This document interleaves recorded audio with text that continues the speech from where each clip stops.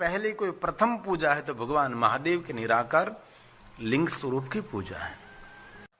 जो मनुष्य भगवान महादेव के लिंग स्वरूप की कथा श्रवण करते हैं, ये मनुष्य अपने जीवन के दुखों में से मुक्त रहता है।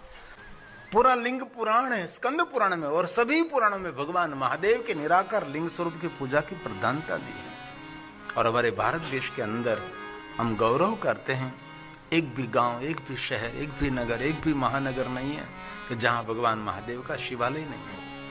हर गांव में शिवालय है, और जिस गांव में शिवालय नहीं, इस गांव में कभी पैर भी रखना नहीं चाहिए। इस गांव के प्रति कभी दृष्टि भी नहीं करनी चाहिए। इस गांव का पानी पीने की बात तो दूर की रही, भोजन करने के लिए कभी सोच भी नहीं सकते। इसलिए हमारे गुजरात और भारत में विशेषता है कि सभी गांवों में भगवान महादेव विराजते हैं। कोई गांव ऐसा नहीं जहां शिव जी का शिवालय नहीं, और भारत देश का कोई तीर्थ ऐसा नहीं जिस तीर्थ में भगवान शिव नहीं है। भारत देश का कोई सरोवर ऐसा नहीं कि सरोवर के आसपास कहीं शिव जी न हो, और भारत की कोई सरिता भी ऐसी नहीं है जिन सरिता के तट पर भगवान महादेव नहीं। सागर के तट पर, सरिता के तट पर, सरोवर के तट पर, प्रवाह पहाड़ों के ऊपर, पहाड़ों की गुफाओं में, पहाड़ों की कंदरा में, नगर नगर में, महानगर में, सभी स्थान पर भगवान महादेव के शिवलिंग रहते हैं। इसलिए स्वयं ब्रह्मा जी ने नारद जी को कहा था, नारद कितने भगवान महादेव के शिवलिंग है, संख्या न विद्यते। अभी तक किसी देवताओं ने भी गिनती नहीं की और मैंने भी कभी गिनती नहीं की। अगणित संख्या में भगवान महादेव के लिंग स्वरूप विराजते हैं।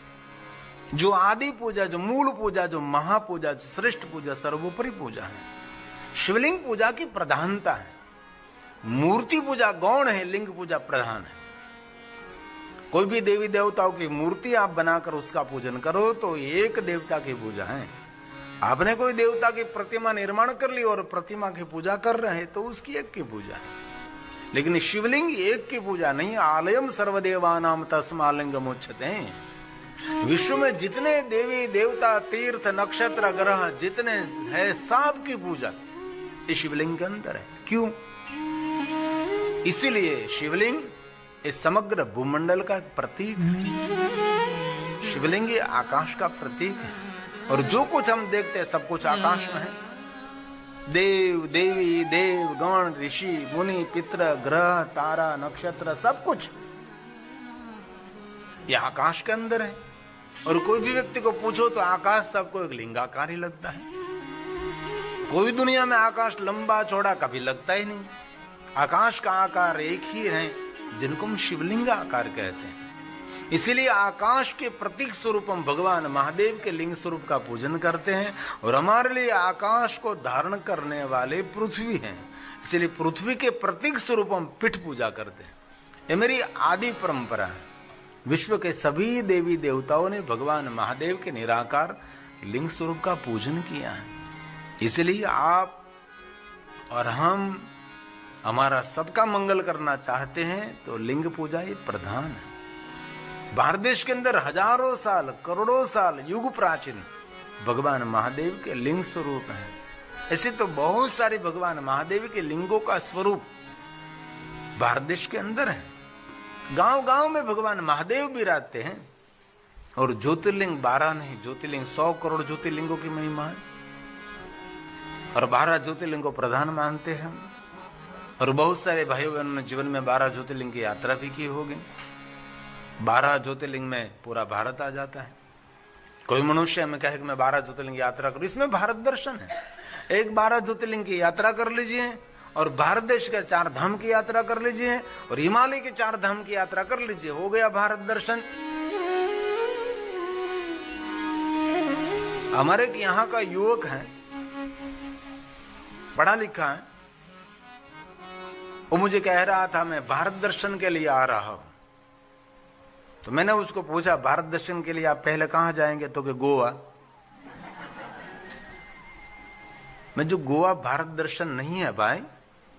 भारत दर्शन करना है तो 12 ज्योतिर्लिंग की यात्रा करनी पड़ेगी। भारत देश का दर्शन करना है तो भारत देश की 4 धाम की यात्रा करनी पड़ेगी। भारत देश की दर्शन करना है तो हिमालय पहाड़ के 4 धाम की यात्रा करनी पड़ेगी, तब भारत दर्शन मिलता है। गोवा में कोई भारत दर्शन नहीं है। लेकिन बहुत लोगों को पता नहीं है कि भारत दर्शन क्या है। पिकनिक पर आप विदेशों में जा सकते हैं, लेकिन कोई देश में पिकनिक करने के लिए जा सकते, लेकिन यात्रा करनी है तो आपको भारत देश ही आना पड़ेगा। भारत देश में कोई पिकनिक मनाने के लिए नहीं आता, भारत देश के अंदर सभी लोग यात्रा करने के लिए आते हैं। यात्रा क्यों करते? क्योंकि हमारी अंतिम यात्रा मंगलमय हो जाए, इसलिए हमारी सनातनी परंपरा में यात्रा की प्रधानता है। और बहुत लोगों को हमने देखा है कमाने में, धन एकत्र करने में, बच्चों को बड़ा करने में, सीमेंट कंक्रीट के मकान बनाने में, समाज के अंदर सफलता हासिल करने के लिए पूरा जीवन उसका पूर्ण हो जाता है। जीवन की एक भी यात्रा नहीं करता, तो एक यात्रा करता है, अंतिम यात्रा, वो तो करनी ही पड़ती है। इसलिए हमारी अंतिम यात्रा को मंगलमय बनाने के लिए मनुष्य मात्र को कभी कभी समय निकाल कर छोटी छोटी यात्रा करें। यात्रा हमारे जीवन को उत्साह भर देती है, यात्रा हमारे जीवन को सकारात्मक ऊर्जा देती है, यात्रा पुण्य देती है। इसलिए हमारे भारत देश के अंदर यात्रा की प्रधानता है।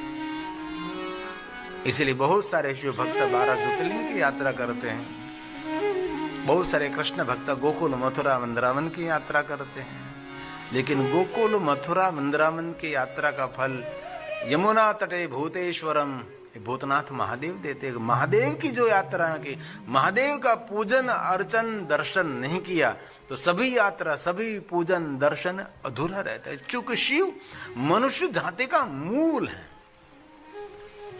इसलिए हो सके तो नित्य 12 ज्योतिर्लिंग को याद करना चाहिए। 12 ज्योतिर्लिंग को याद क्यों करते? क्योंकि 12 ज्योतिर्लिंग को याद करने से एक हृदय में ज्ञान की ज्योति प्रज्वलित रहती है। और ऐसा नहीं कि सुबह में एक बार ही करें, कभी भी 12 ज्योतिर्लिंग को याद करते रहें।